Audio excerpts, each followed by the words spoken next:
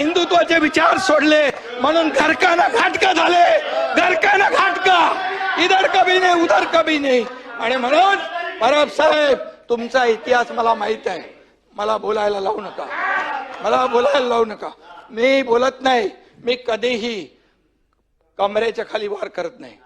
मला सगळं माहित आहे, अंडी पिल्ली सगळी माहित आहे. कोण कुठे गेला, कशाला गेला हेही मला माहित आहे. हा एकनाथ शिंदे ज्यांनी केलं, खुलेआम केलं, खुलेआम.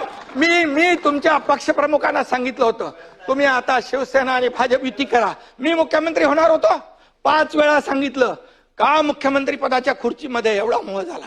का झाला? का झाला?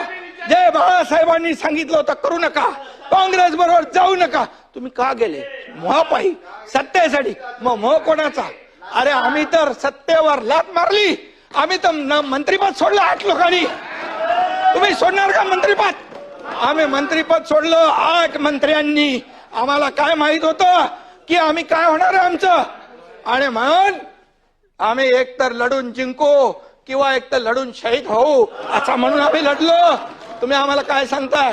आणि म्हणून परब साहेब, तुम्हाला तुमचा माझा काय वाद नाहीये, पण तुम्ही एकच आहे, जे बोलाल की तुम्ही नोटीसला जाऊ घाबरून पळाले, हे पळाले ते पळाले, आतलं मला सगळं माहित आहे. कुणाची नोटीस थांबवायला काय काय केलं सगळं मला माहित आहे. त्याच्यावर तुम्ही जाऊ नका. तुम्ही फक्त बघा,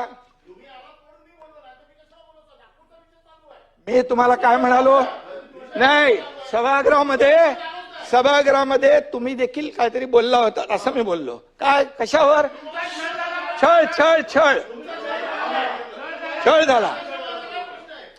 तर तुम्ही इथं बोलले होते ना, बसून बोलू नका.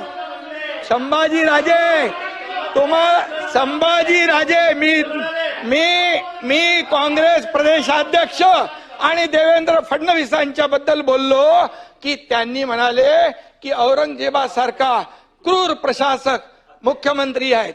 मी त्याच्यावर सुरू केलं ते, म्हणजे मी बोललो त्यांचे काय डोळे काढले, त्यांची काय जीभ छाटली, त्यांची काय नख उपटली, त्यांची काय कातडी सोडली?